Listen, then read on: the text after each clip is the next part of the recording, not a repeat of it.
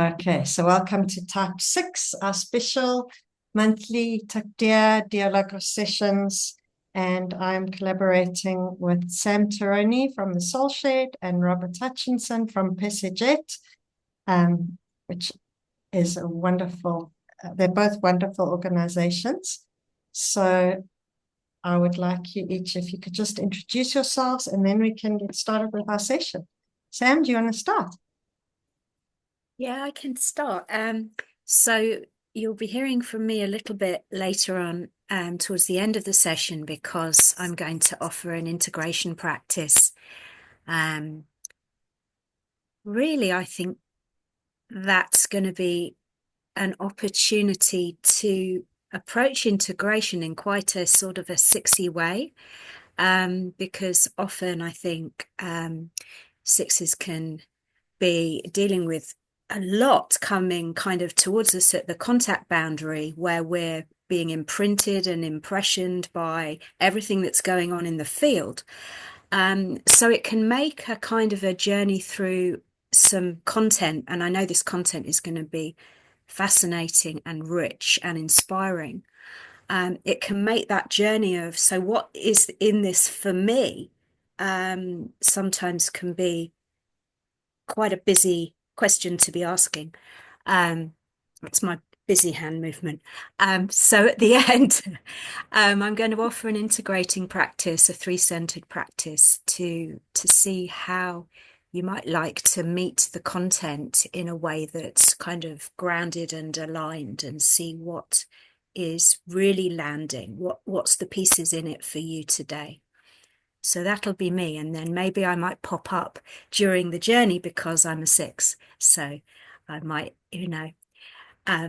be blown away by some of the things that are being shared. Oh, thank you. One very short thing to say, I Mhm. guess, just to contextualize my work. My project is called the Soul Shed, and I offer intuitive, creative practices, and to give people a chance to join some of those dots of meaning making, in whole sort of in three-centered ways. Yeah. So I quickly jump to that slide, the Soul Shed and your contact details. I am a radical evangelical zealot for Sam's work, having experienced it personally. And do yourself a favor. You will thank me later, I promise. Okay. Rob, would you? And also, Sam, thank you so much for your sensitivity to the experience that sixes might have in experiencing content. Like that's also something that's illuminating for us to realize that a 6 sitting in the session might be taking things in a particular way. And that's a very helpful piece of awareness for a facilitator or a teacher or a therapist, or, to know that different people are attending in very type specific ways. So thank you for that. I appreciate that a lot. So let's hand over to Robski. Thanks, Ingrid, and thanks, Sam. And yeah, please do chip in, Sam, with your 6 perspective, because it's great to hear the real deal from the real types. So hi, I'm Robert Hutchinson. I'm an Enneagram coach and Egyptian symbologist. So I offer coaching services, coaching supervision services, and training on Egyptian symbology. And why do I add the Egyptian symbologist side to the Enneagram? Well, it's because for me, it provides such a unique and interesting lens, which helps us understand the philosophy, the spirituality behind the Enneagram. And it takes us out of that kind of left brain, Western European style of thinking. And we'll be talking about that a bit more because it's directly relevant to the head center and type 6, obviously, today. But it really opens up, in my own experience, it opened me up to full brain thinking, and it provides a richness and a depth of perspective on the Enneagram, which I think is incredibly helpful and useful. Thank you. Thank you. Absolutely. 100%. Thank you for that. And one day Rob's going to be leading tours in Egypt, and we're all going to be there. So, yeah, great to have you here. Very excited. And we're going to start off with the resourcing practice, which is very, very important in trauma healing. The current modalities in trauma healing are very aware of the fact that talk therapy can only take us so far. And Bessel van der Kolk speaks about an archaeological dig, where we go into the narrative and we keep talking about it, and we're actually rewiring those neural pathways, as opposed to finding wholeness and connection and a sense of safety in the here and now, in relationship and in the body. So resourcing practices are more likely to give us that sense of a growing capacity and self-trust, which is what so much of healing is about. So I'll talk about that a bit more, but we're going to start with an actual practice of it. So the practice is recognizing what resources we have. And we often are unaware of what resources we have in our life. Our brains are wired for noticing what's wrong as a heuristic. So we take a moment to pause and figure out or notice 3 types of resources that we have. And as you see from the text here, they can be both internal resources or external. And a resource is something that stabilizes us and gives us a sense of an inner home that can tolerate some of our natural distress, especially when we're triggered. So what we do is we start being able to connect to our resources more and more readily. So when we feel dysregulated, when we feel a sense of inner disorganization and triggering, we can come back to these resources. And the pathways to our resource state become more and more established. So we don't go down the superhighway to our type defenses. We start being able to say, no, today I'm rather going to breathe. I can feel I'm dysregulated. I've got breathing as an internal resource. I've got that tree in the park as a relationship resource. I'm going to go and sit with my tree. Or I'm going to hold my cat. Or external resources, something like the Enneagram, or another therapeutic modality, whether it's acceptance and commitment therapy or mindfulness that we've learned, or affirmations that we've got in our house, whatever it is. But we've got different kinds of resources. I've put the Enneagram in the external one, because it's like an external system that we can reference. We can say, oh my crap, I've gone to level 6. That must mean I need to breathe. That must mean I need to go and sit at the tree. So I'm going to give you an opportunity now, just for a few minutes, to identify one really significant resource in each category and to write those down on a piece of paper. So just notice that I've mentioned a broad range. Relationship resources, it's not necessarily a person. It could be an ancestor. It could be an archangel. It could be any kind of sentient being that you have a relationship with. So just notice that. Anything that makes you feel resourced, happy, and grounded, and more able to deal with what comes your way. So I'll keep quiet there and just give you a chance to write for a couple of minutes.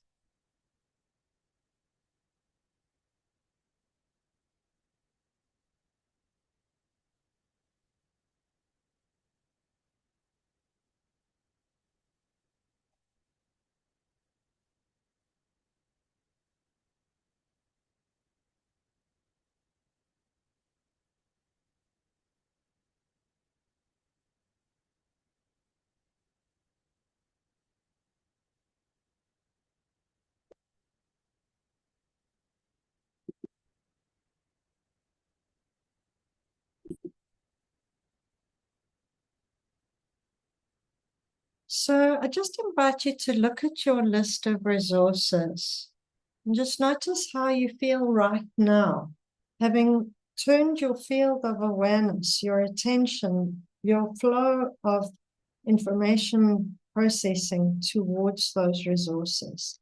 Like, how has it shifted your step potentially to become aware of those resources, to notice your relationship with them, your feelings about them? How are you right now as a result of that exercise? What has it done for you?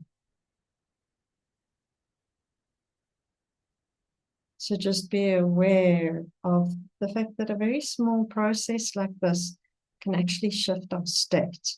So that's very much my way of working with the Enneagram. It's very much my way of training coaches to work with the Enneagram, is how do we use it in combination with various trauma-informed practices to shift state and to resource ourselves to feel that we have a safe, stable inner home that makes it unnecessary to do our type as much, or to do the self-destructive elements of our type less. Because when we're feeling grounded, when we're feeling resourced, when we're feeling a sense of basic okayness, we don't need to deploy the defensive strategy of our type as much.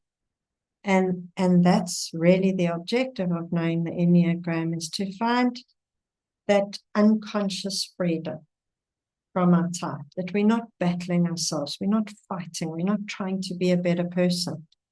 We're just actually in a state of being, a state of awareness, a state of somatic experiencing and ventral vagal regulation, if you know polyvagal theory, that we have a sense of inner organization, and if we are triggered, there's some window of tolerance for that. And whatever's going on, it might be a normal trigger for our type.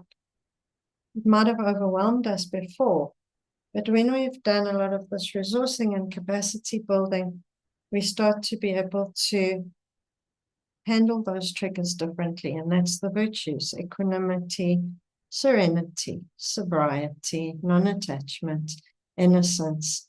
Is we just don't have to deploy our defense mechanism as reactively as we once did in the past. So this is why I see trauma-informed work as being so critical to working with the Enneagram, because quite honestly, I don't think we can be wise if we aren't healed. We can't access the virtues if our nervous system isn't healed. And complex post-traumatic stress is a condition of the nervous system. As Bessel van der Kolk says, the body keeps the score. That's where our trauma is. Bessel van der Kolk says the body is the wounded child. Our type is in our nervous system wiring. So when we start to work with the Enneagram in this way, we're working at a bottom-up level, which is healing our capacity to be embodied safely in the here and now, in relationship with one another. So that's the bottom-up piece. And we're working top-down. So we're understanding the patterns intellectually. We're saying, oh, yeah, that, I do that. And I'm going to be able to notice that more and more. So we're using our three centers of intelligence, the mind and the body, and those meet in the heart. And when we're able to live from the heart, we can allow life to touch us. And our defensive strategies are designed to avoid life touching us. That's the whole point of them, because it was very painful in early childhood when life touched us. So we figured out ways to make sure that didn't happen. So each of the Enneagram strategies is basically a way of making sure that life doesn't touch us and we don't feel our feelings. The defense mechanisms are against our own feelings and against the world. So they're playing that dual role. So what does that end up looking like? It ends up looking like a type strategy, which we deploy. And there are all these intrapsychic dynamics that are part of our type strategy. Here I've got the map of maps, which is Tom Condon's metaphor for the Enneagram. And each type has a different, what cognitive science calls a salience landscape. So depending on my type, I've learned to pay attention to different things.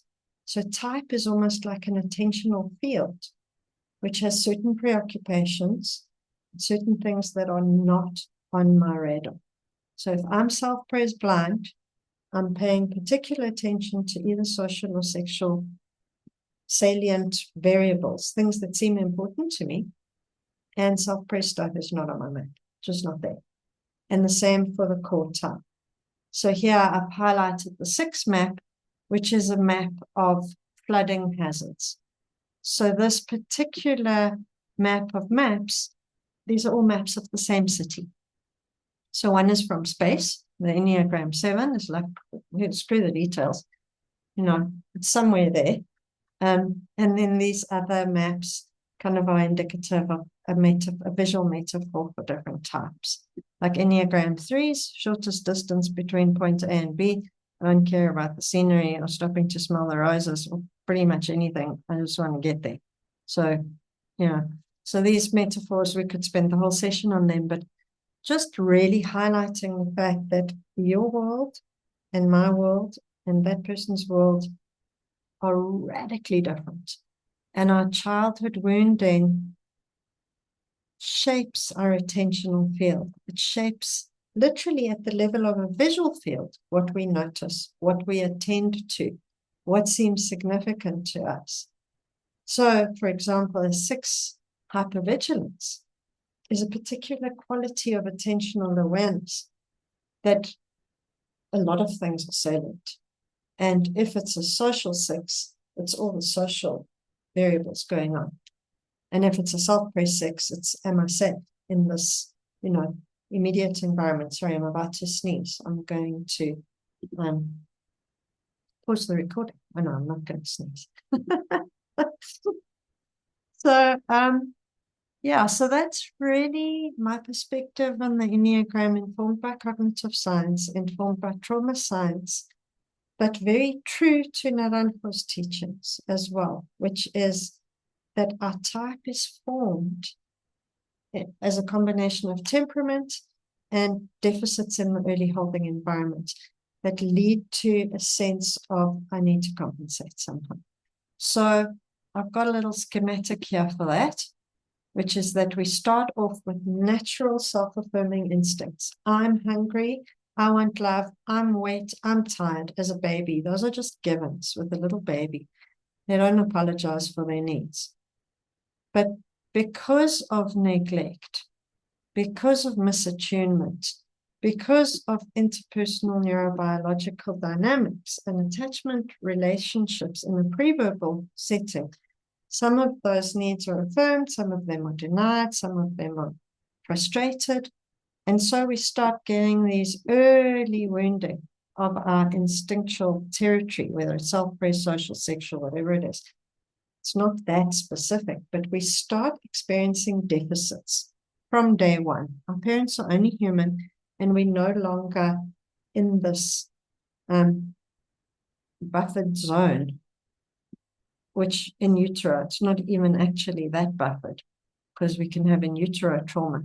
But then what happens as a result of these deficits is we have very intense emotional experiences that are overwhelming. So for an infant, the mother arriving 5 minutes late to pick the child up to comfort, it feels like life or death for a baby. And you've seen that level of intense dysregulation in a tiny infant. They'll be screaming as though they're about to die. And that's what we mean by intense affect. So it can be rage, terror, grief, and that is how I see it, the origin of the heart wound, is I don't matter. My needs don't matter. But it's at a very pre-conscious, non-verbal level, is, this anxiety is happening again and again.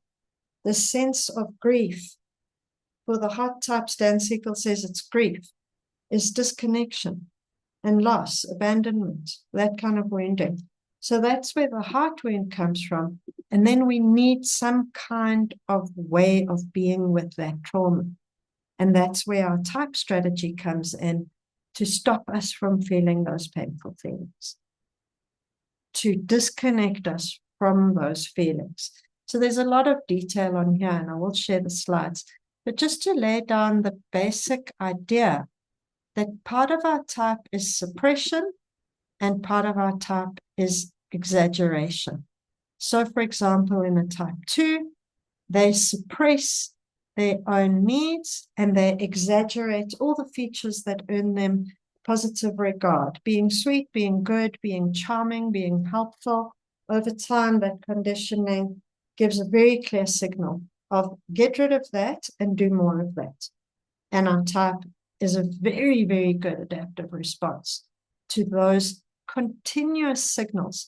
So complex trauma is not a big event. It's very different. It's small t trauma. It's like 100 times a day you experience parental misattunement, say, as a 4. Like parents not really seeing you, not really engaging, not really conscious of, my God, look at this being with reverence, that this is a unique soul as an emanation of holy origin. You know what I mean? That's what a child is. It's a miracle. So if a child isn't being treated as an emanation of holy origin, it's going to be like trying to signal, I'm special, I matter, I'm special. It learns to compensate for that deficit. So that's really what our type's about. So if I go to some of these childhood patterns, okay, let's go to 6 specifically. The 6 heart wound is the terror-stricken heart. And the terror-stricken heart is a particular form of wounding. It's in the attachment triad, and it's particularly related to wounding around the authority or the protective figure. And there's an idealization of this ideal of protection and guidance and safety, but it's not stable, predictable, or safe enough for the 6 to feel that there is a safe holding environment to experience inner regulation, to experience self-connection, that I can actually trust myself around here because the environment's kind of predictable enough. I don't have to constantly be keeping an eye on everything. But for 6s, there's wounding in that area of life. So it can be an authority figure who's very unpredictable or volatile. It could be violence, some form of unsafety that goes on in the early holding environment. And so 6s develop that hypervigilance around, am I safe? Am I safe? What's going on? What's about to happen? That person's arriving home and look at the mood on their face. I've got to make predictions around the emotional weather around here. And I'm going to have to placate, or I'm going to have to ingratiate. I'm going to have to do something to calm somebody down or to try and be good. So it's in the compliance triad as well. Remember that. I've got to be good, and I've got to make sure to the best of my ability that everything's okay.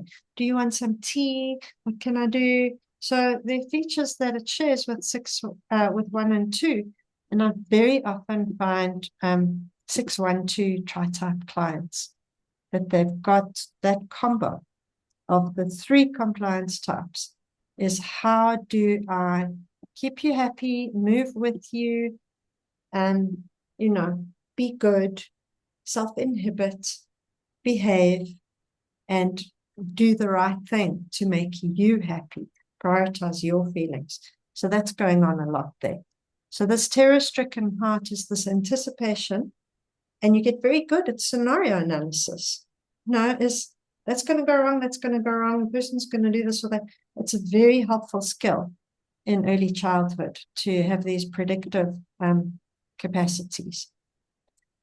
So I've got a little bit more detail here about some aspects of the Enneagram that I love, and I teach a lot in my 5D program.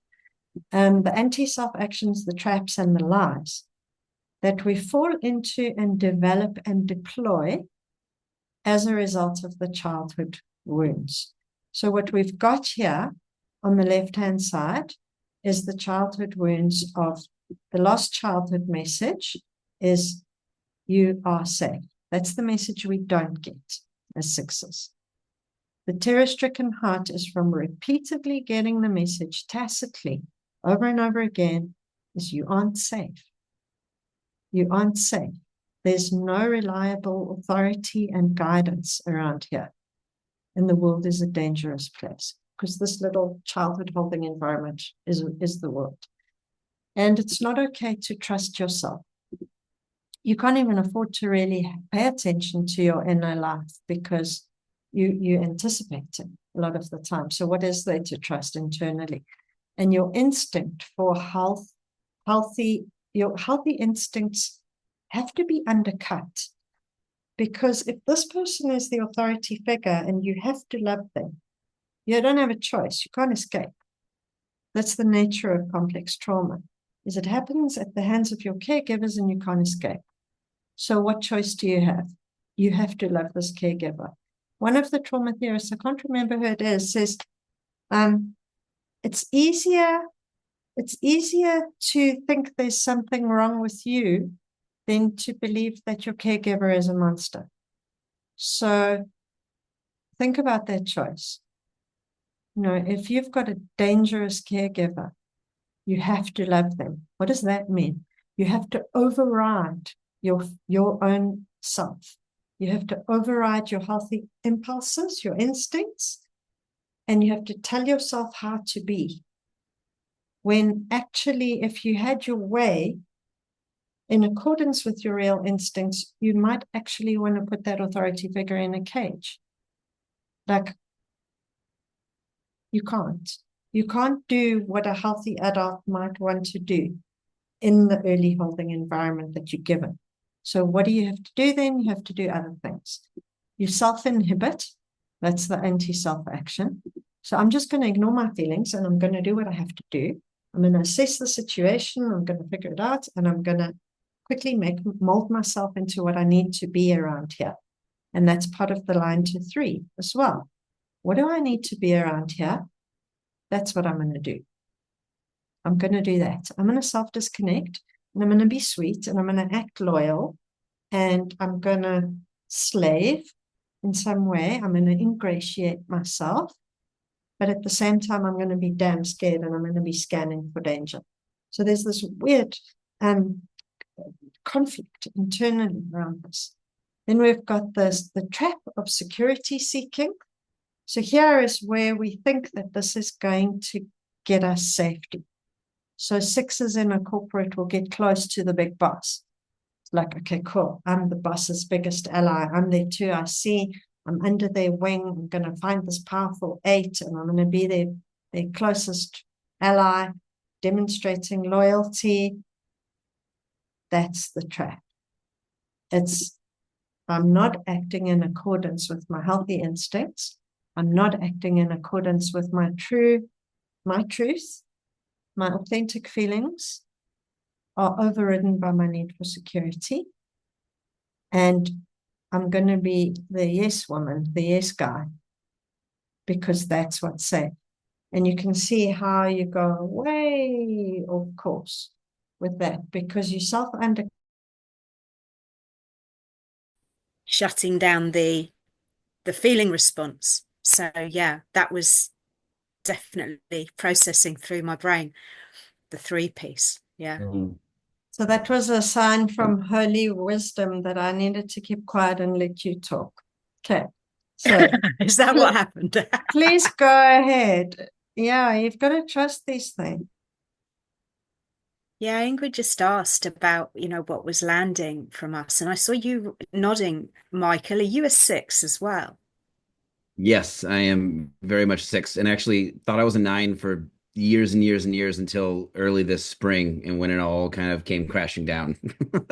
But what you're saying is so spot on. Like the phrase, anything you say can and will be used against you, really sticks out to me. And a lot of this, like I have to sort of be private and can't share what's going on because it's so risky. Because what if you react this way, and what if this and this and this, and like it's such a difficult. And I have like this public Instagram that I teach on, and that's one of the most hard things in my whole life, to like show up vulnerably and say what I really think in such a public space.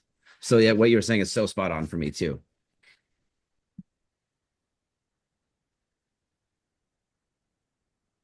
Oh, Ingrid, I think you're muted. I think you're talking. Anything anyone else wants to add around what's come up so far? Anything that stood out personally? Any questions?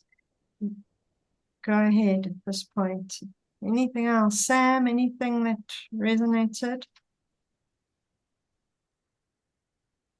That was the main piece, the self-undercutting by and self-inhibiting by not valuing the authenticity of saying what is my actual experience, because I want to get out ahead of having to deal with what I then might have to deal with in the way of reaction. So it's almost going 3 steps ahead, and then that preventing the authentic, use of my agency. So it's almost like cutting myself off at the knees in terms of life force when I go into the strategy. Because of course the authentic response is actually, I notice what people actually quite like getting. And not saying that they actually like it, but in terms of having a relationship that has reality and substance to it, that's not really going to happen if I'm not showing up with what's real for me. And that is 3-ish, but it's not kind of 3-ish in the way that 3s pull it off. It's a very 6-y, fearful version of going to 3, it seems to me. It's not doing it to be effective and to be, expedient and to be, creating things in the world. It's almost shutting something down. It's not creative. Yeah. Jeez, that's brilliant.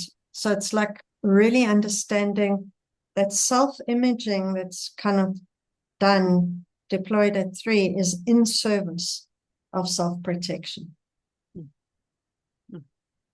I loved what you were saying about anticipating 3 steps ahead.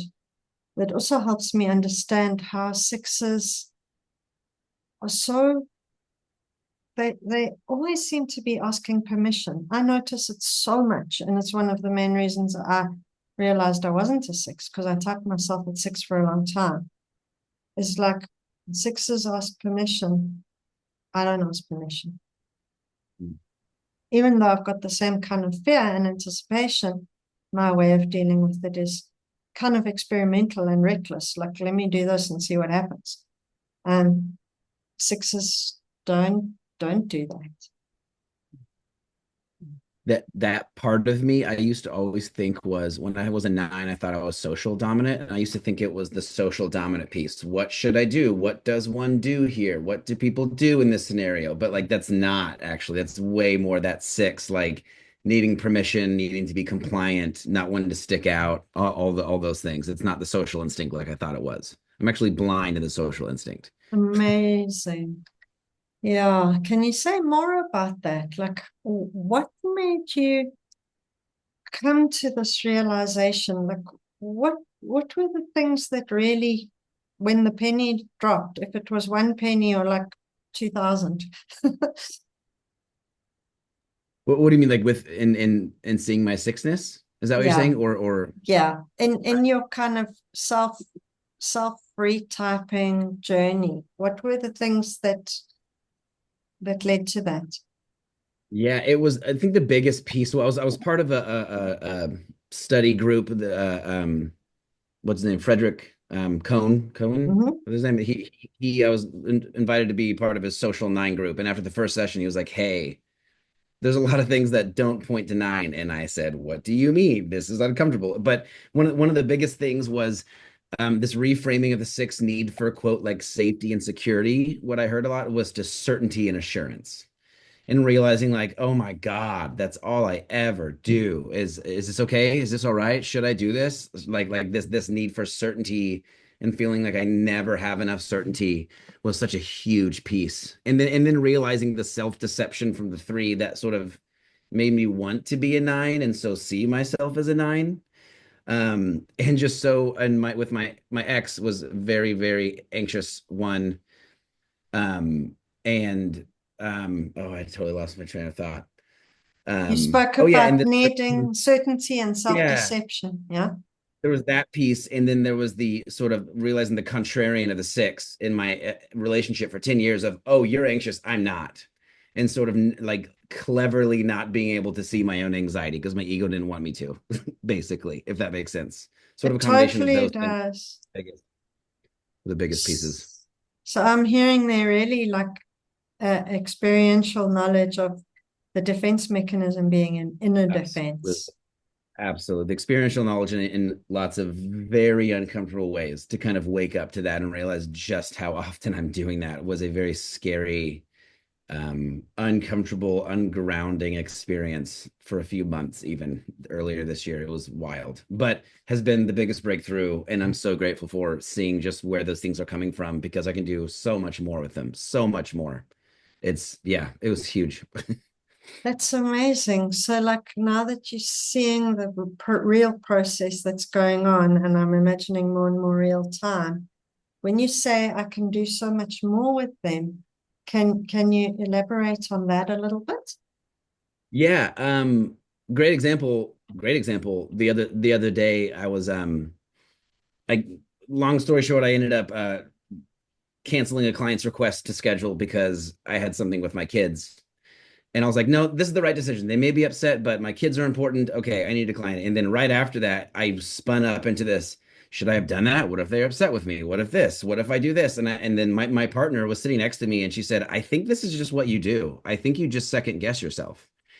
And I was like, oh, like, and I remember I started crying and I thought, wait, I don't have to think of this. I don't have to like spin about this for 10 minutes.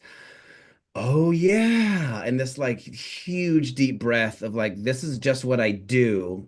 This doesn't mean it's true. Like all these anxious Oh, feelings aren't the no. truth.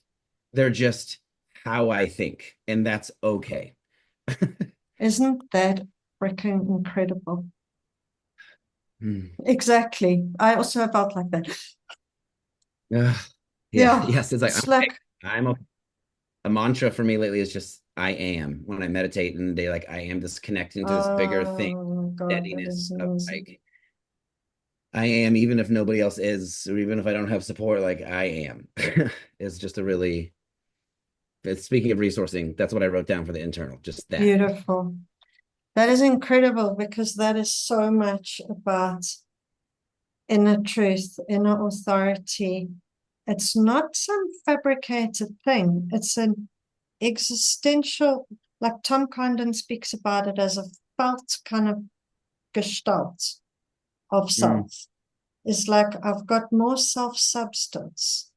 Um, and what you were speaking about noticing the thoughts. This is what I do. It's not who I am, it's what I do. yes. And being able to notice the quality of your awareness that is full of stuff, and that you can take your attentional field and bring it to your Mhm. breath or whatever you do, and you can say I am, because you now realize your attention was hijacked and now it doesn't have to be. You take back the authority over your attentional field. That's I see with sixes when they do that. It's like boom. Yeah. Wow. And I've so much practice from that and experience of that in a lot of ways, particularly was through therapeutic psychedelics. This Yeah. connection to something bigger for me as a six, especially, was huge to experientially get in contact with that and let go of all these. It has been like great. I hesitate to say like practice for Yeah. letting go and connecting with that, Yeah. but it definitely has been that for sure. It's incredible. We're actually having a community of practice session next year on psychedelics because Naranjo was one of the mega pioneers in the study of psychedelics. I don't know if everyone else knew that, but that's one of my modules in 5D is Psychedelos. The module's called Psychedelos because he spoke about how when we take psychedelics, and I'm not necessarily advocating for them, um, that the psyche is revealed to itself because on the journey, if it's facilitated right, we get to see the nature of mind and we get to see the way our mind habitually operates. And you Mhm. realize, oh my God, my head is busy with that all the time. I'm preoccupied with this. I'm like golemishly pursuing that from a place in ourselves of, I don't need to do that. That's Mara in Buddhist terms. I want to get off this wheel. I don't feel like doing this anymore. Actually, I can see something other as a possibility. So psyche delos is the revelation of the psyche to itself as not me. And then the I am is the opposite. So, I mean, I see you nodding. I don't know if I'm like tuning into what you're saying properly.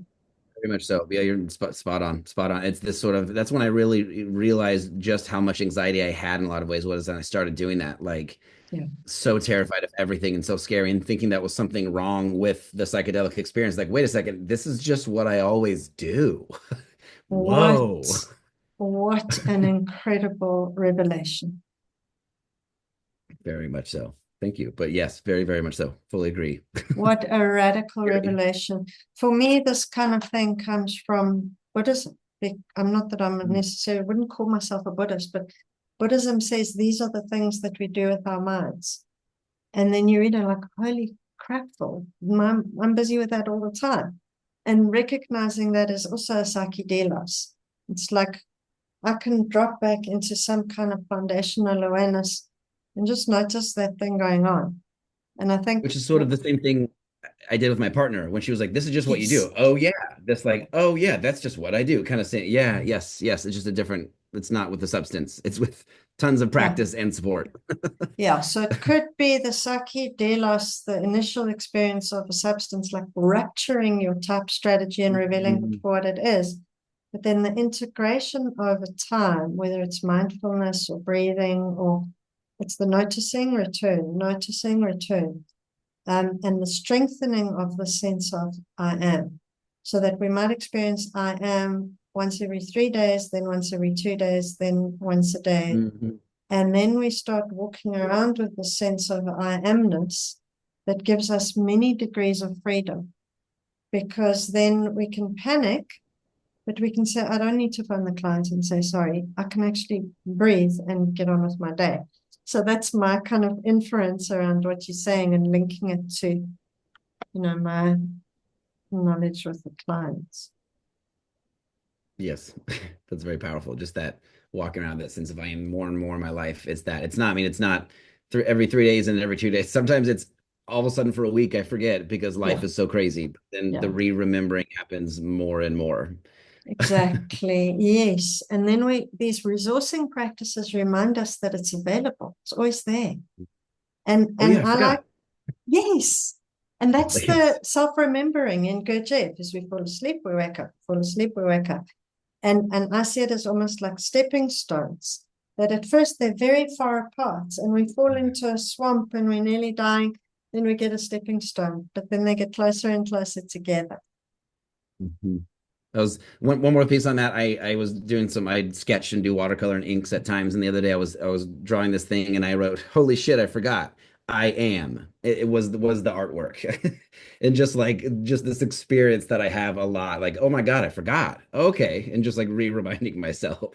Exactly. And then we get better and better at reminding ourselves, and that enhances our sense of agency and power. And that's where I think the line to 9 is like, I'm here. And then that self-determined right action starts arising because we know we're here and we feel that solidity.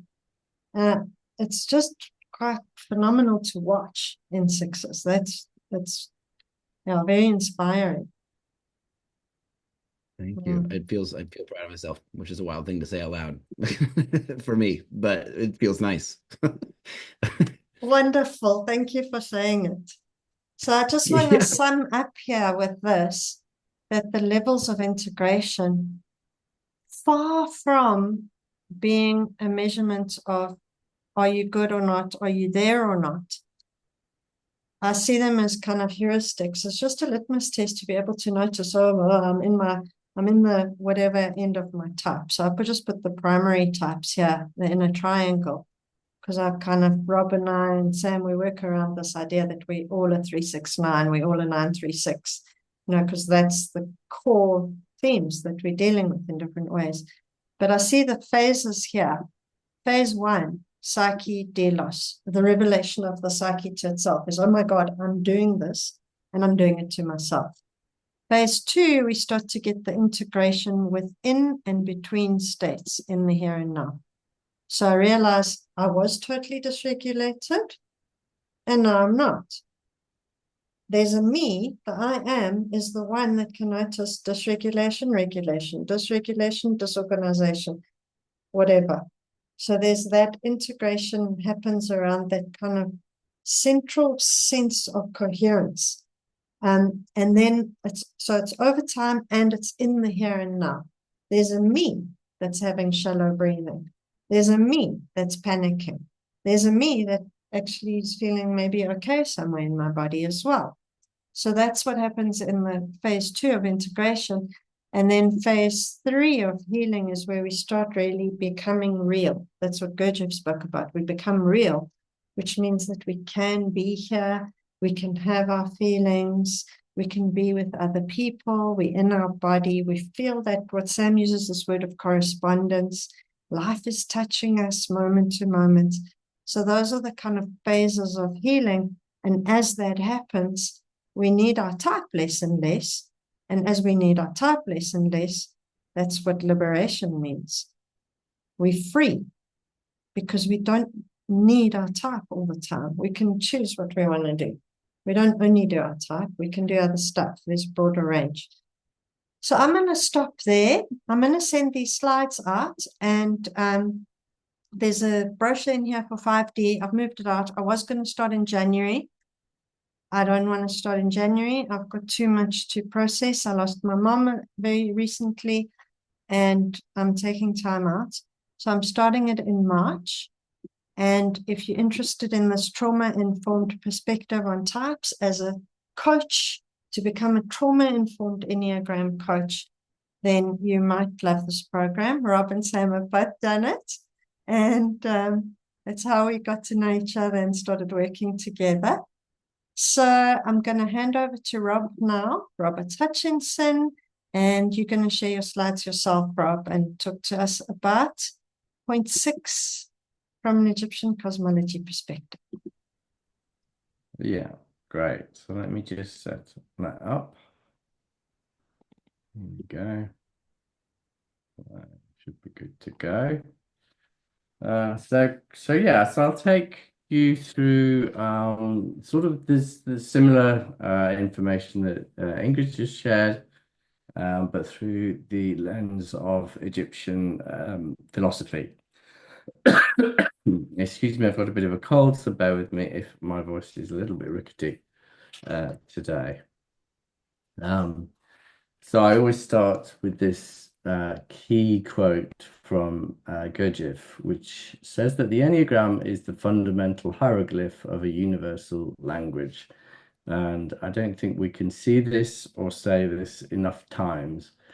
And when we're looking at a fundamental hieroglyph, we're looking at the whole Enneagram. We're looking at the symbol. We're looking at not just at the types, the individual types. We're looking at the interconnection between the types. We're looking at the lines in the symbol. We're looking at the correspondences in the symbol, because studying the symbol gives us so much extra information about the Enneagram. And kind of once we go beyond Enneagram 101, basic type structures, it's so helpful to learn the hieroglyph of the Enneagram. So we'll be looking at that in action this evening. And I'm also starting with this slide because last time we talked about point 9 on the Enneagram, and we talked about the importance from Egyptian philosophy of this idea of Mart. So let's just remind ourselves about that again, because it's really relevant and important for point 6 as well. So when we're talking about gods, or more accurately, natures or principles in Egyptian, this is kind of the preeminent principle. This is a cosmic principle. So when we're not talking about, it's very easy to go online and see quite a simplified approach to Egyptology. And it's not about simple gods, and it's not about naive, childish beliefs. It's the absolute opposite. Egyptology is about the cosmology of the universe, how the universe is formed, how the universe operates, how the universe operates at a cosmic level, and how the universe operates within us as a personal level. And that's where the Enneagram and the symbol of the Enneagram comes to the fore, because it's talking about how the laws of the cosmos, the universe, are operating within us. 9 different perspectives, 9 different principles, and 9 different laws. And this is the preeminent law, which is Mart. It's the principle of truth. Everything in the universe operates to this system of balance. If you just try and move your body to one side and hold it there for a while, it's just the body rights itself. And this is how the universe works. This sits at point 9 on the Enneagram, and it's saying that this governs everything that operates in the universe. And we were talking about as above, so below. That's the Hermetic principle that comes from Egypt. So it's this principle of Mart guides every system, whether it's nature, whether it's a human being, whether it's a system of business, whether it's a country, whatever. So harmony is the method of nature, as Schwaller de Lubitsch says. So just staying with this idea of Mart just a bit more. Mart also means truth. So in Enneagram, in Enneagram theory, truth is sometimes put over at point 6, isn't it? But here in the Pesachit, in the Egyptian view of the Enneagram, truth is up there at point 9, the balance point of the Enneagram. And we've got kind of I'm putting wisdom there. We could put lots of other words there, but for now I'm putting wisdom there. But truth is that it's that anchor point at the top of the Enneagram that holds the whole system together. And let's have a look at how that relates to how that splits out, in fact, into these 3 ideas that fit with the 3 centers of the Enneagram very nicely. So we've got Mart in the body center. It's justice, it's harmony, it's order. It's a perfect fit there with 8, 9, and 1. And then we go to the intellect. We're going to be looking at that today. Djehuti, knowledge, problems, and solutions kind of fits really nicely there with 6 and 5 and 7.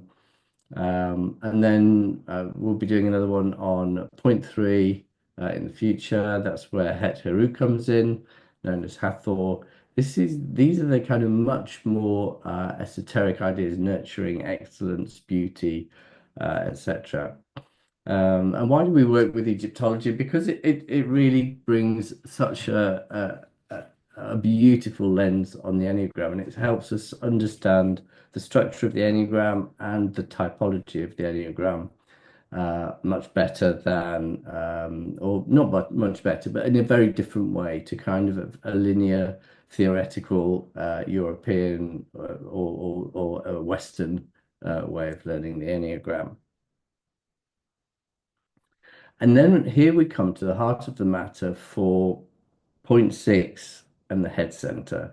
So this image is the weighing of the heart ceremony from Egyptian mythology.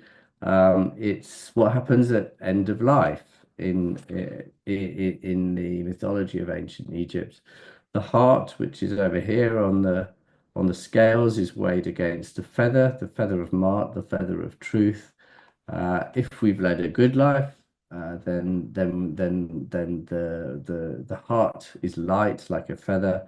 If we've transgressed, then the heart is heavier. Now look at this for imagery for type 6, because it's so fascinating, isn't it? You've got imagine this is a type 6, so the heart of a type 6. You're being judged, aren't you? You're being judged against some laws or something that you may or may not have transgressed. We were just talking about compliant types, weren't we? Have I complied or have I not complied? Well, this is the ultimate test at the end of life. If that heart goes down, then you've not complied, and you've got Djehuti here registering, recording the details, your heart will go and get eaten by Amit over here, which is the end of your soul. That's the end. It's curtains. You've also got 42 assessors up here. I mean, can you imagine the stress of this situation? You're being assessed for your performance, for how you've been in life. You're being assessed by authorities outside of yourself. The weighing scales is going to tell you what's happened in your life. And then here we've got Djehuti, another authority figure, recording the details. You can imagine the terror that this must bring to a type 6 and all of the head center types. And this is the terror that's at the heart of that whole center, is the terror of end of life.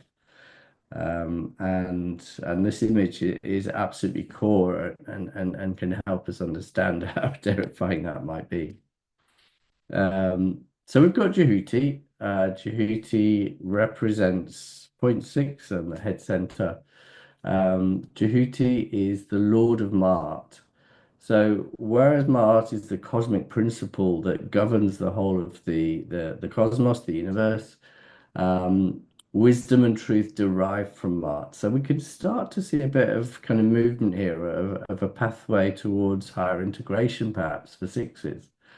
So if Ma'at is the principle, Djehuti is the practitioner. So we're moving from 9, the principle, to the practice at 6. And it's Djehuti who is the principle, the nature of intellect, who manifests the divine laws of Ma'at. So Djehuti is relying on Ma'at for his knowledge, for his authority. The authority comes from that guiding principle of balance, unity, harmony, at point 9 on the Enneagram. And it's also Djehuti who provides instructions for the journey through the duat. So this is the journey from death back to life.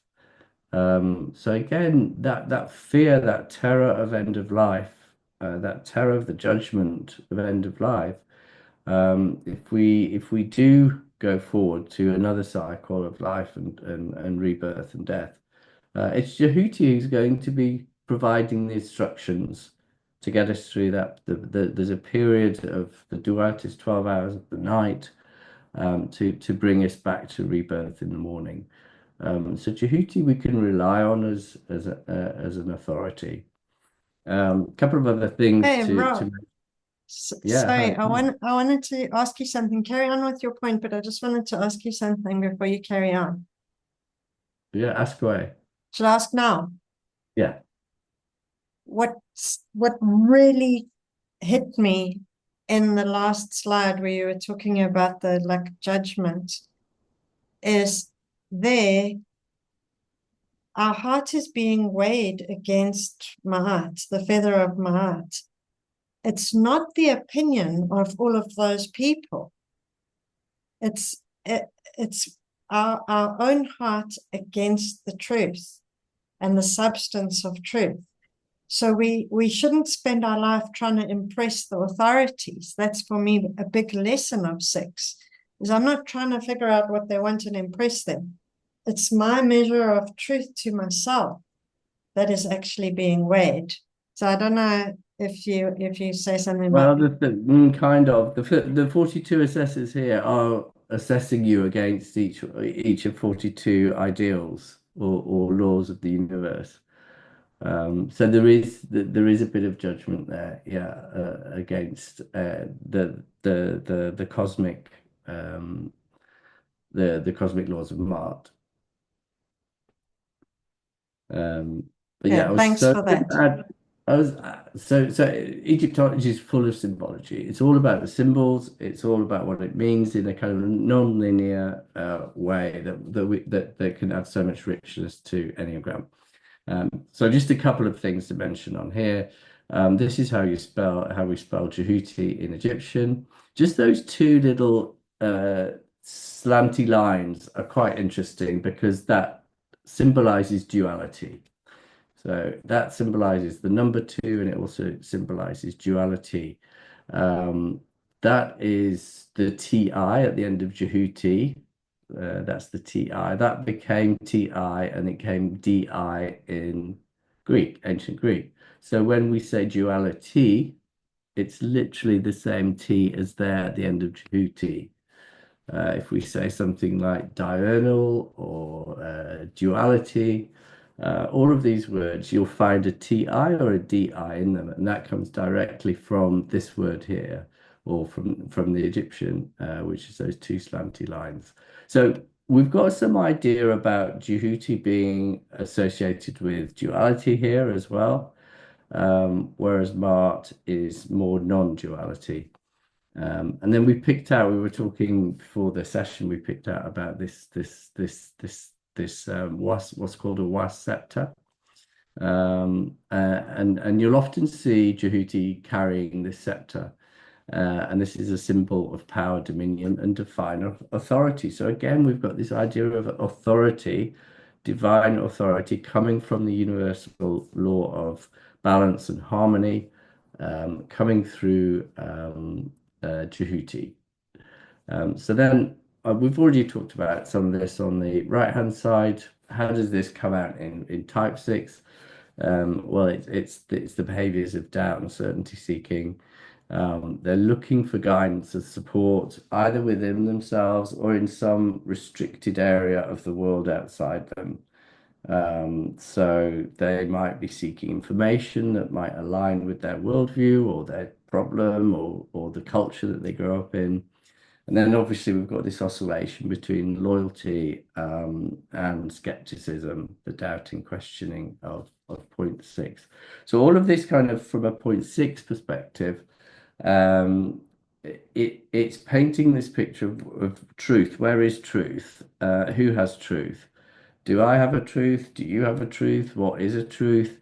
Whereas actually the Egyptian view of Enneagram is pointing up to 9, where the authority for Djehuti comes from point 9. That law of balance and harmony being the fundamental universal law.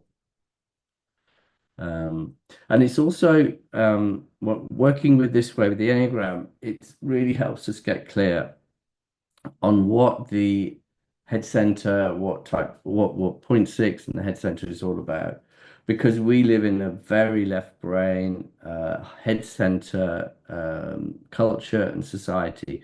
We're taught as children, we're taught to build the left center, the left brain. We're not taught with the right brain so much. So just let me have a drink. So Djehuti, the center of intellect. Let's get really clear, and I find working with clients, this is one thing that comes up so often, is that we're scrambling up the centers, and especially the head center and the feeling center can get scrambled. The head center is about the objective. Djehuti, the head center, is about information. It's numbers, it's words, it's time, space, measurement, recording, duality. It's very dry and it's kind of blue. It's cool if you're going to put colors to it. When we're speaking with words, which we do pretty much most of the time in the West, we're using the head center. So if I'm using the words to describe an emotion or a sensation, it's coming through the head center. It's being translated through the head center. So we must be aware when we're working with clients as well that that whole coaching interaction is pretty much via words. So their head center is translating their experience, and then we're receiving those words, and we're translating it through our head center. So a lot can get lost in translation there in terms of kind of Chinese whispers.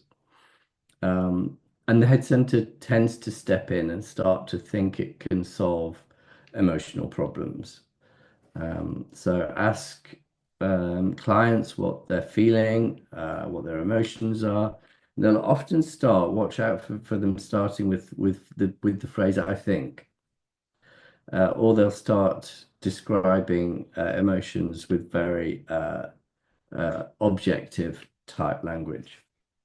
So the intellect Djehuti can't help with the subjective. So conceptual information, emotional processing, emotional resonance with other people, an EQ, purpose, meaning, identity, who am I, empathy and compassion. And interestingly, making decisions are made in the limbic system, which is the right brain in that model.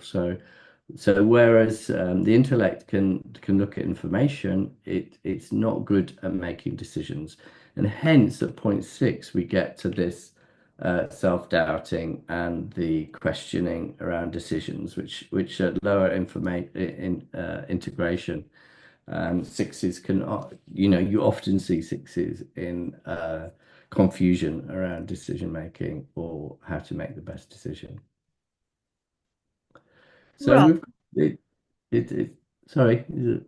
Rob, I was just wondering if I could say something about that. Yeah, that would be great, Sam. Please do. I wanted to, I was just really curious about that, going back to that slide with um, the 42 people. Assessors, yeah. And you gave us that amazing description of the terror at that scenario, Mm, like what's happening at that kind of gateway moment.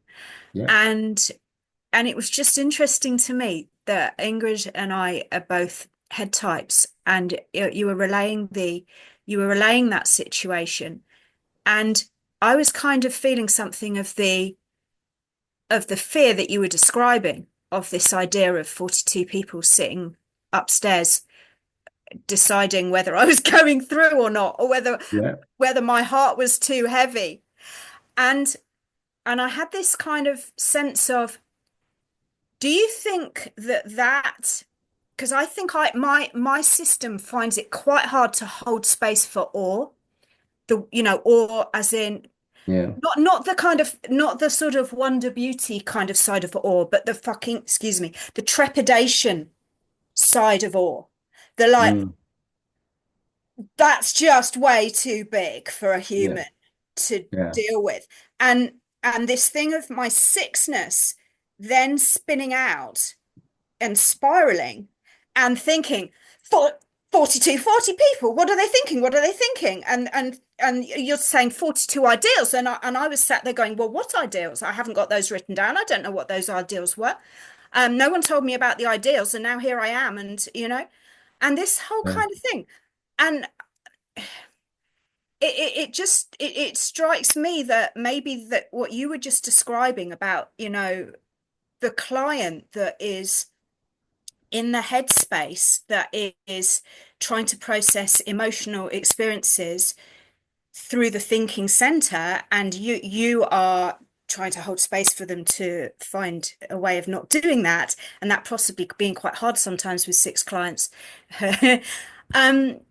It just felt to me that picture also contained an enormous amount of what, you know, if maybe nine space can actually handle awe better than six space, and this Djehuti business, which is, the capacity just to go into this thinky thinker, let's kind of, slice it and dice it.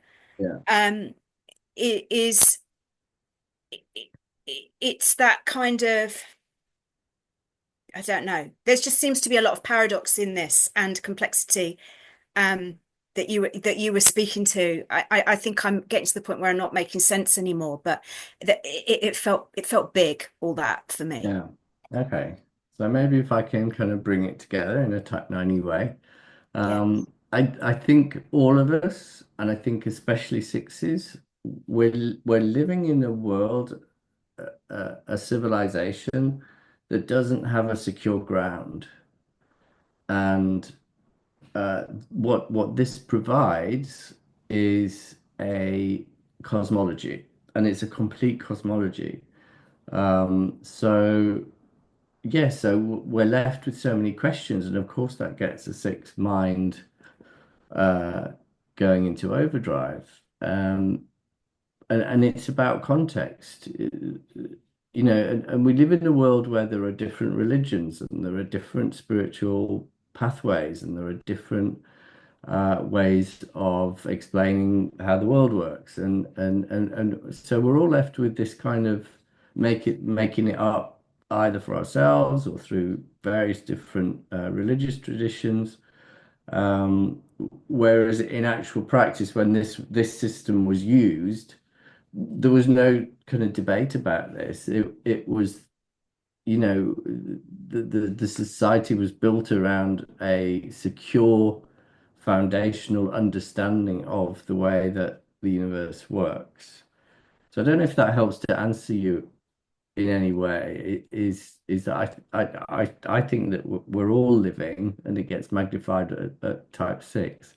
We're all living in a culture that doesn't have that security of a system that is kind of not questioned in a way. Does that make sense? Yeah, it does. And it kind of it shows me how that my way of processing in order to try and understand this, I very quickly need to take it, I need to take it out of the abstract. And Yeah, there's something in the way that my wiring works that it wants to extrapolate from the abstract and bring it down through my body into the ground and yeah, make it practical. And yeah, then when there's a kind of a place where that jars with me, or I can't find the spaciousness to do that, I can the spinning can happen. And then there's a point of where what I do with that in terms of proximity. Do I take it back and just put it in the abstract? Oh, this is interesting. This is, this is a set of belief systems, and I pop it out there again. Or the part of me that wants to take this seriously and enter the portal that you are presenting us with here wants me to, I want to take my being towards it because I want it to be a trustworthy source, and I'm sort of trying to test it. yeah. So, yeah, what you're saying makes a huge amount of sense. Yeah, I Yeah. think that's enough. That's enough. For trustworthy source, then how about this as to on that one? This philosophy, this mythology, is over at least 5,000 years old, and it underpinned the most stable and secure civilization that we know about in world history. The Egyptians were around for at least 3,500 years, much more if we look at what they said about their own history. So it led to security, it led to safety, which is what the sixes want. Can I say something about that, Rob? Yeah, Because the truth that it offers, the timelessness, the perennial yeah, substance of this that's carried through into Neoplatonism, Christian mysticism, Sufism, yeah, which is directly from here, and Judaism and Kabbalah, they've all got their roots here. So for me, it's like not trying to adopt an Egyptian worldview and say this is not true. It's like, what is it articulating at the very base? And it yeah, articulates something experientially real. So if you go to the next slide and you see the next one, I think there was a triangle, I think it might have been before, with what there, yeah, that one with Mart at the top and what Mart represents, the next one.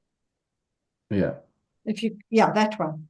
So our hearts are being weighed against, to what extent are we in balance and conformity with the principles of balance, harmony, justice, and order? It's not, are we complying with rules necessarily? I think that's what I meant by authority. there's one like very foundational law of the universe. And that in the different cosmologies, that's the ground of being. And that's the definition of God in Sufism and Christianity. We want to live in accordance with the ground of being.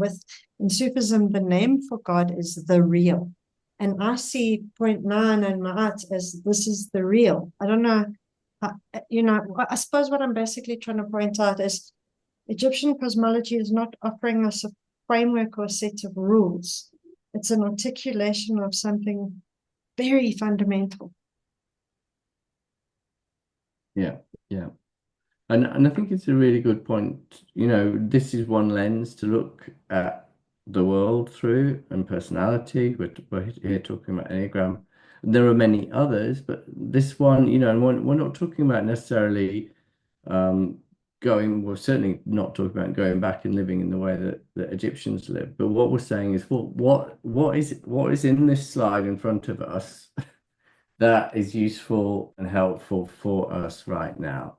And how can we bring this forward to an age, an era that we're living through, where changes are going to be forced on us, and we're going to have to change the way we live, relate to each other, relate to nature, relate to the universe. And this is my view, is that there is so much rich information here that we can use to inform us now how we move forward from here. Yeah, thank you for that. So when you say there is security here, like there is truth here, just to really talk about what is the kind of truth here, and you can see it here. This is the slide that tells us the absolute timelessness of the truth that is articulated in these temples. It's the depth of wisdom around what matters and how to orient our hearts to our own existence. I find it unsurpassed. So yeah, thanks, Rob. Right. So where did we get to? So really following on this conversation, we're looking at a pathway to higher integration for sixes, and it's about trusting in a benevolent universal order, and that's the order of harmony, resonance, peace, love, all of these words that we would associate with a balanced system. Ma'at has the two wings out. There's a left and a right. There's also a holding there, isn't there? In that image of Ma'at, and it's a counterpoint to this. My experience with sixes is this questioning, the doubt, the search for authority and information and truth. It's restricted, so we're not working with the whole. We're working with the restricted part of the whole, and then we're trying to work out who has the truth from this restriction. Whereas the Egyptology is suggesting, and the Enneagram suggests just the same, that there's a pathway from 6 to 9, 0.9, Ma'at being the source of the knowledge and the wisdom of Djehuti at 0.6. So it's agreeing with the Enneagram symbol, and it's agreeing with the Enneagram typology. So it's learning for sixes to rely on integrated wisdom, not fragmented truth seeking, which is what happens in personality, and it's working with this holding of duality, and so replacing doubt with faith, and reflecting Djehuti's harmonious role in the universe. So just a bit more on that. I think that's one of the most important Enneagram teachings I've ever heard, literally. That sixes are trying to find certainty in a constricted little zone of reality. it's like reminds me of this concept of a cognitive niche. Like I'm going to go and put myself in this sufism, and then I'm going to feel nice because now I've got an answer about what the universe is all about, and I'm going to stay in here because now I've got the authority. And sixes try and find a zone of authority, but it is a circumscribed and constricted zone of reality. It's got And doctrine. it's not Yeah. It's not this reality. No, it's not integrated. It's not grounded in my living experience where there's a multiplicity. And how do I find my way in a so-called post-truth world? I've got to find the real deal, which is at 9. The real deal is Mars. It's a grounded experiential living relationship with emergence, and it's authentic. It's not, I'm going to just move in here and like, okay, I'm going to be a Zoroastrian now or whatever. Yeah. So this is summing up what we've just been talking about. The journey out of terror to faith is the integration of this whole system. So we're finding that truth at point 9. We've got true knowledge in the left brain at 6 and Djehuti, and we've got the true heart, which we can talk about the right brain as well. In Hathor Het Heru, which we'll be talking about in the next session, point 3. The whole Enneagram system is a system of balance, and it's inviting us into balance and harmony. And that's what the Enneagram is telling us. It's what all the lines are telling us. It's what the wings are telling us. All the Enneagram theories are pointing towards this cosmic, universal, unified truth at point 9. Which in Egyptian philosophy is represented by Ma'at and integration. So Anuh Uja Seneb, may you live with prosperity and health. So let's. I'd be interested to hear again what's kind of landed, what might be useful, what might be helpful there.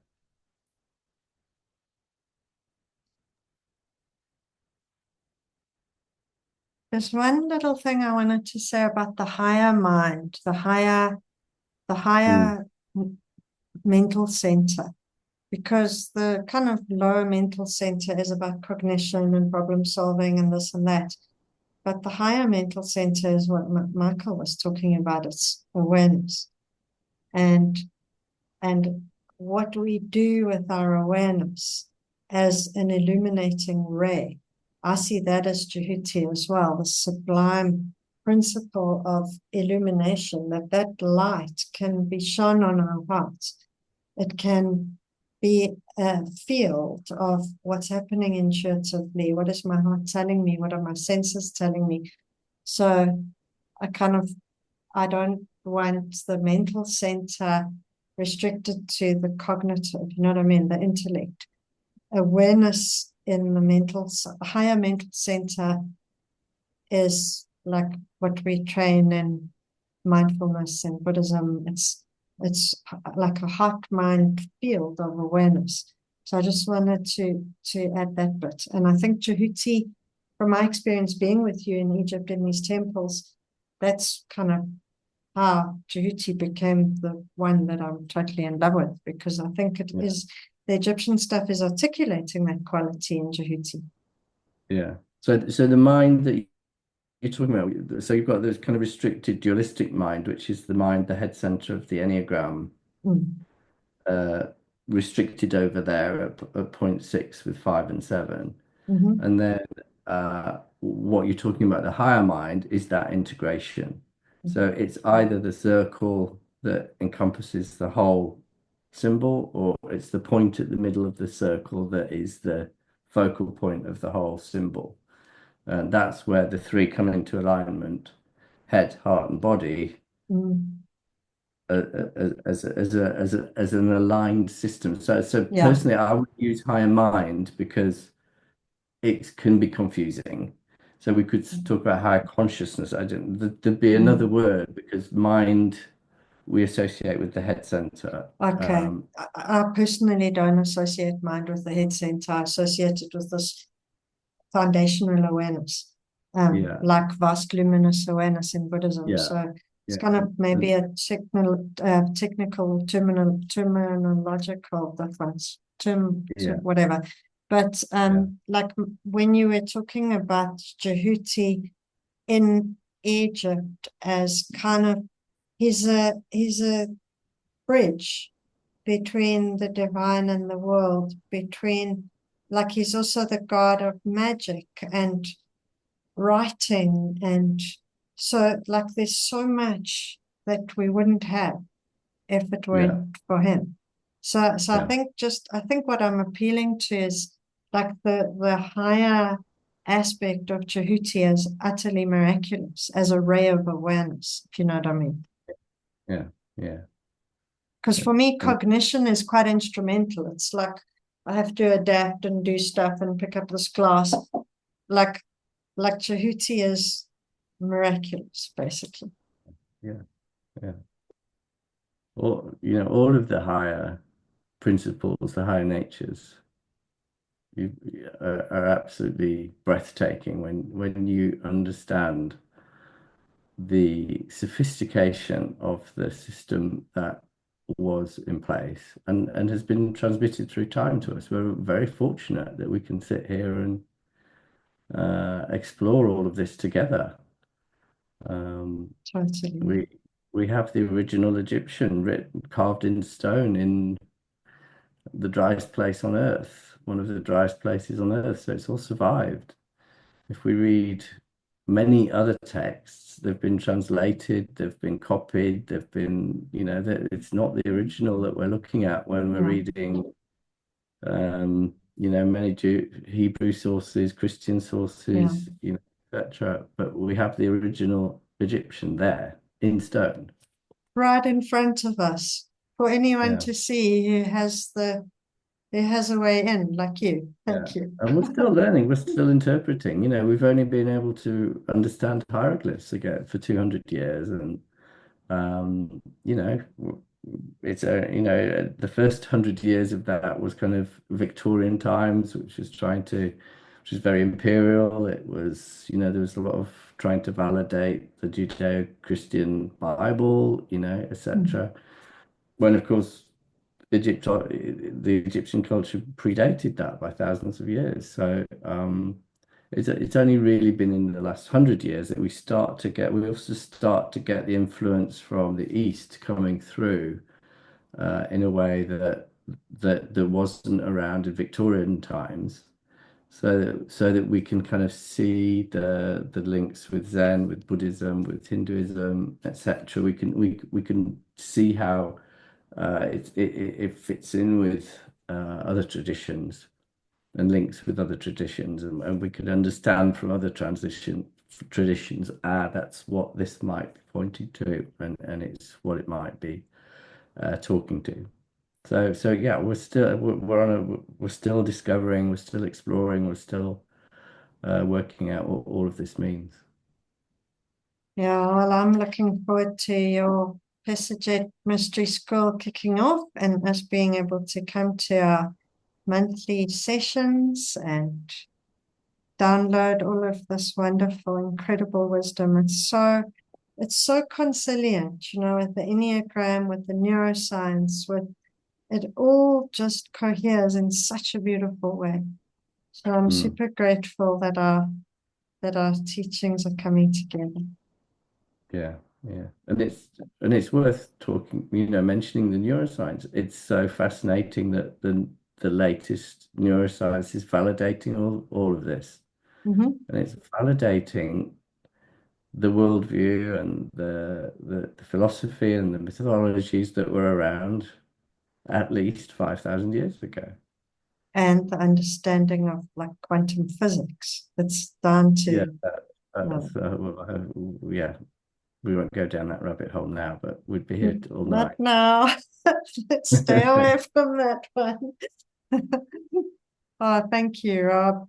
Any questions, please jump in. Robin, I saw you nodding a few times. Nikki, you got your camera on. Robin, what would you like to say? I think the session was so revealing. I actually feel quite overwhelmed at so many levels. I live in a world of sixes. I'm not a six myself, but my father is, for example, and a lot of other people a lot of other members of family, and so on, people I work with. And it's really helped me to sort of get to grips with who they actually are and how I can possibly assist them. I get very frustrated when I get that whole thing, what about this? What about that? And all that, which is very common. Not one of them has really reached what I can see as their potential. So that's sad. And I find that frustrating. The Egyptology, fascinating. I've got books on the subject. I'm going to hit them again and see what I can glean from that. So thank you very much. Very worthwhile session. I won't miss the next one. Thanks, Rob, and thanks for that feedback. Rob, don't you want to issue your caveat, your warning about what happens when you go down Egyptology? There's no turning back. Come on in. Let's all go down the rabbit hole. Let's dive in. It's just like the Enneagram. When I meet people who are new to the Enneagram, I say, you're at a threshold now, and it's a life-changing one. So are you sure you want to cross this line? Nikki, thanks for your feedback, Robin. Hi, Robert. I was going to ask: is Djehuti, is that the same as Thoth? Is that Yeah, that's right. It's the same. Yeah. Djehuti is the Egyptian name. Ah, right. Yeah. No, it's really interesting, that balancing of Ma'at and Thoth and Hathor, as I think of them, and the Thoth is such that deep wisdom that guides us all, that guides everything. So that's a wonderful thing to think of at the sixth level. Yeah. And I often find with my six friends, the wisdom that they come up with is amazing, absolutely amazing in situations like that. And so that was just added a lot of value, I think, and another depth, another way to explore the Enneagram, with other images and pictures and other stories to bring to the whole space. So thank you very much. Really enjoyed that. Thank you. You're welcome. Yeah, it's wonderful to have other metaphors and pictures as mnemonics. Like, it just opens up a whole symbolic realm that we can engage with much more creative there than a descriptive stuff, I was going to say I was here but I'm in New Zealand and it's breakfast time, so I was eating, so I just didn't want to show you me eating. So that's why I was off camera. Yeah.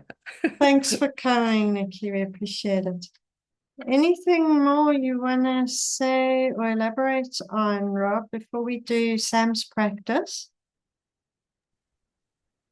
Just to say, keep in touch. I'll be adding much more to this next year. We'll be there. And so the way the rest of our time together is going to work is that we're going to hand over to Sam now, and she's going to facilitate a kind of three-centered practice with us. And then what we're going to do is we're going to switch off the recording, and we're going to talk about our experience of the practice and, in any case, consult type questions about clients. So we're going to record the practice so people watching the recording can do it, and then we'll switch it off. So I don't know, Sam, if you want to maybe give everybody a short break before we go, just to go to the bathroom or whatever, and then kick off. How do you want to do it? I'm going to hand over to you. Okay, thank you. yeah, I would like people just to have an opportunity to have a yawn and a stretch, and maybe a move around the room, or grab a glass of water, that kind of thing.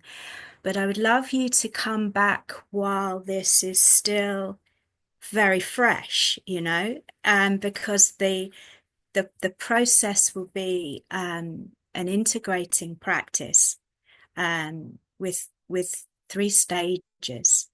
The first stage will be just to do some breathing and being with self in the kind of space of just what's landing for us. And then the second part will be a very personal kind of response of a little bit of time to just allow the content to settle more.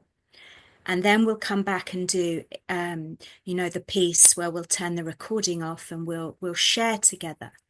So this next just 2 or 3 minutes, just to kind of, you know, move and breathe. Yeah, let's just keep it to that. It would be great to see you again in a moment. Thanks, Sam.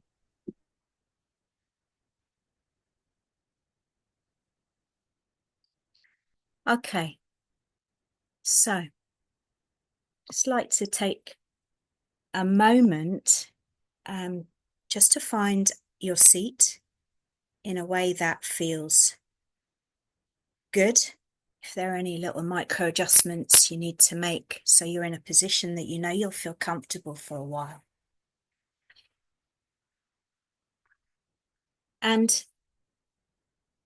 I'm going to do a practice that is really gearing around what might be helpful for a 6 space that has just heard some incredible, mind-blowing information and is doing its best to kind of be with that and understand it. So I'm actually going to start with the head center, which I wouldn't ordinarily do in a 3-centered practice. But just to give it a little bit of context, just see, I'll be very curious to see how this is for you afterwards. Okay.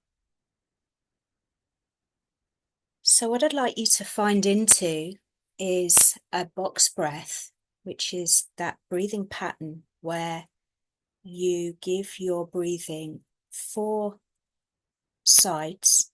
There's the in-breath, the holding at the top of the breath, the letting go of the breath, and the arriving at the bottom of the breath, the empty breath. And in the box breath, we give each of these parts of the breath the same amount of time so that it creates a kind of square. So let your being find your natural box breath for right now, so that none of those sides puts you under any strain, and it kind of finds into itself as a shape that you can inhabit.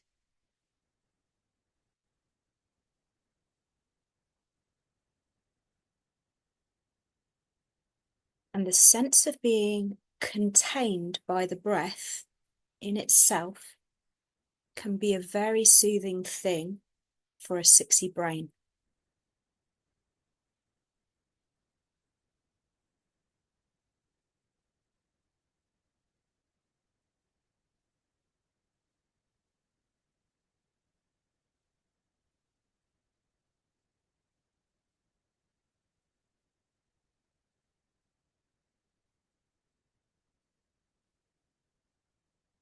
Once you find that pattern, you might notice that your system is regulating in interesting ways. You might find that one of those parts of the breath is particularly helpful for you right now. So when you come around to that part of the breath, just give it a little bit more attention and kind of resonance in your being. whether it's the sitting right in the grounded being at the bottom of the breath, or if it's the drawing your breath inward and taking in fresh new air, or if it's the holding the breath for a little bit longer than you ordinarily would in an ordinary breath, or whether it's the releasing and the letting go that comes with the out breath. So for the next few breath cycles, just know what your system wants to do to resource itself right now. And trust that there's some integrating of the content that's come into our field together. Trust that some of that content is for you, in particular today, and that just doing that simple breathing is going to just help your system, your being, to become receptive and open to whatever it might be. That's particularly for you today.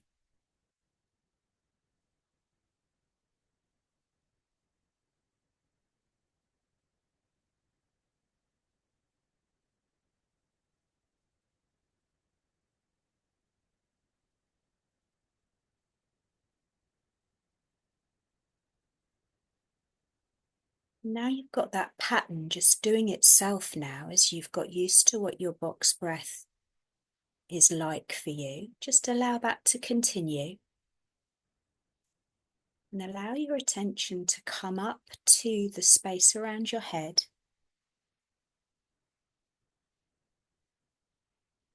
And imagine that there are kind of some tendrils,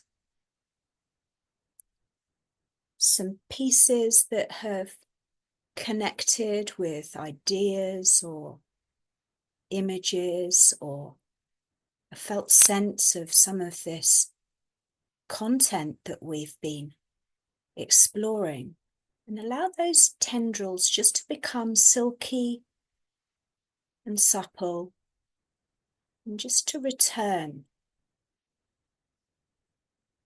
to your mind. Allow something to settle in that space around your head.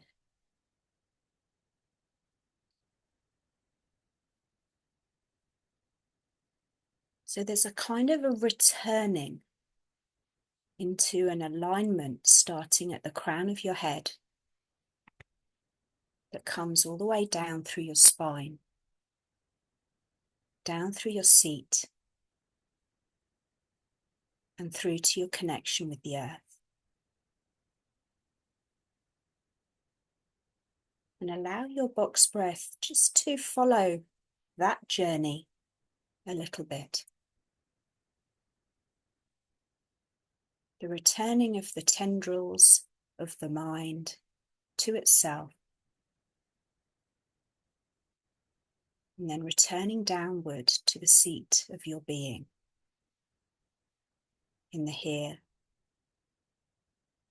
in place, in moment, in your room, in the actual.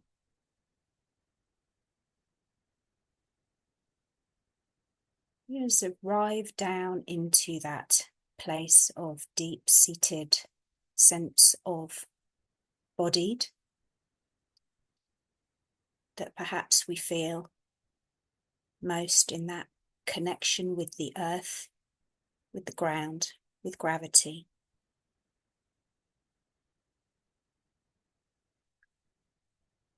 Spend a little bit of time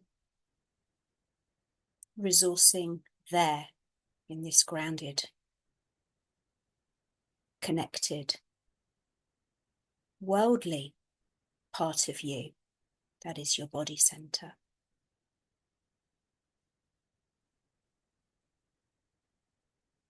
Notice how your in-breath might want to now draw up from the earth, and your out-breath might return back into the earth. So there's a settling.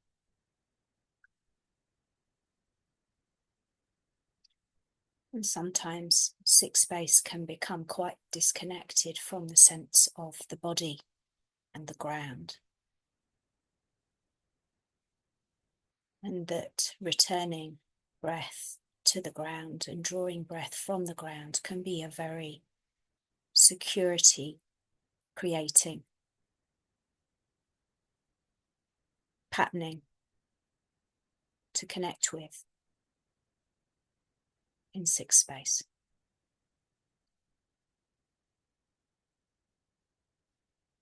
And now that you've kind of have this really clear container that you're creating in this space, just notice the condition of your heart right now.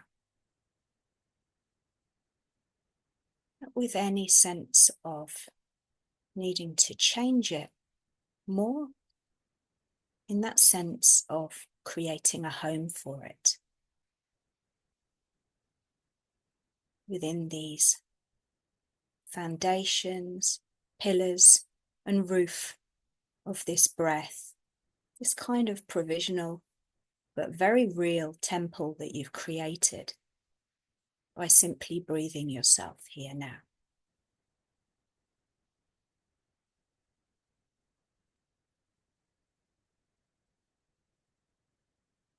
And allow your heart to simply be safely cocooned in the breathing.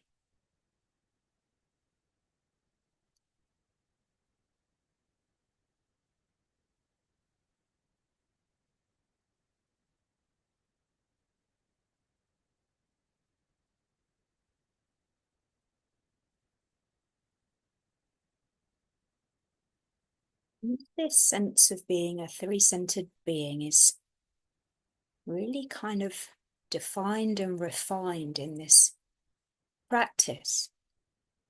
I'd like to invite you to ask something from the session,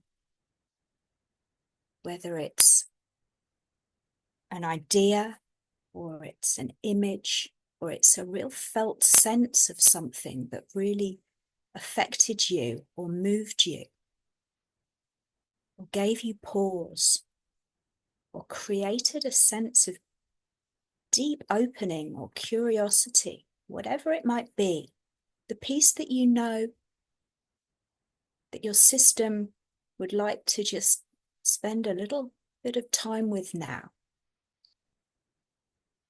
Just allow that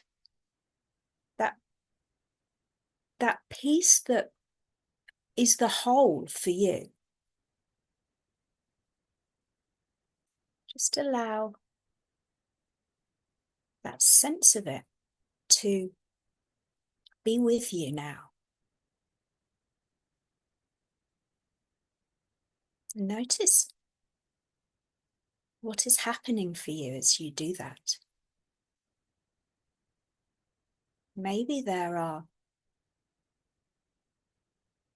some sensations that are arising in your body, and energizing that's happening as you consider these things that have come from a long time ago and have been powerfully transmitted to us this evening.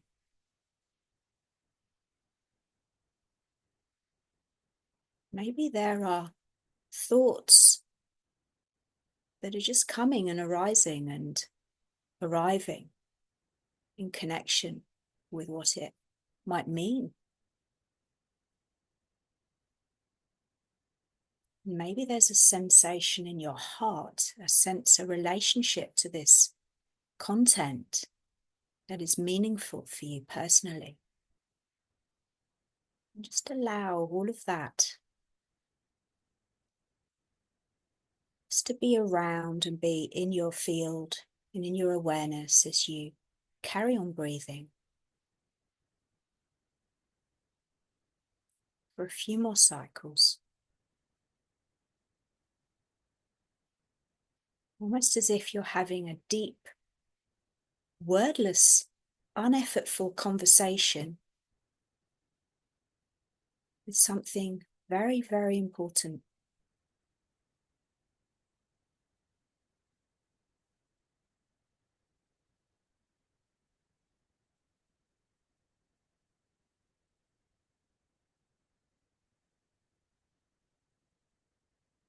We're going to move into the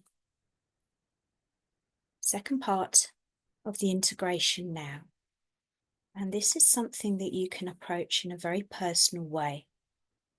So if it would be helpful and you would like to journal for 5 minutes about what has arisen for you, that might be a way to approach this time.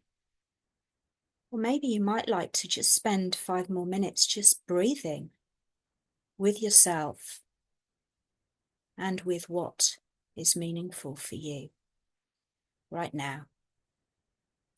Or maybe you might like your body center to have space to move, maybe to walk around. Maybe that will help you to integrate and process what you've found. So we're going to allow 5 minutes for that. And if you're listening on the recording, allow yourself 5 minutes for that. And we'll start that now.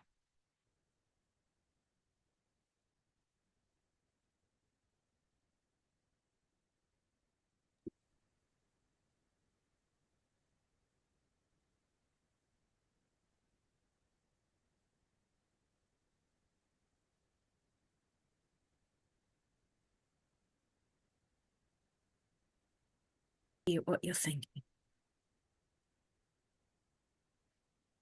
So, if you've been spending some time just processing and reflecting with the content, I would love you to just take some time with this closing slide that we'll have on the screen.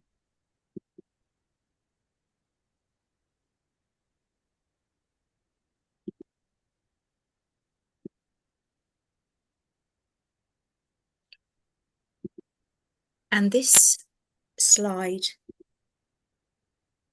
has point 6 really clearly holding its space in the whole, if you like, the whole archetypal structure of the Enneagram, with its line to 9 and its line to 3, which we've explored quite a bit in the content this evening and the conversations that we've been having. So as I close the recording so that we can move on to sharing a little bit more personally now together, just like perhaps you to take that sense of temenos that having an Enneagram candelabra there might offer.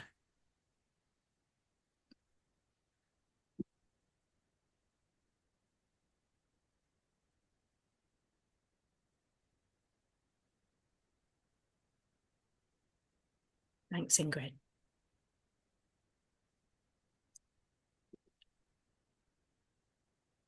Thank you, everyone.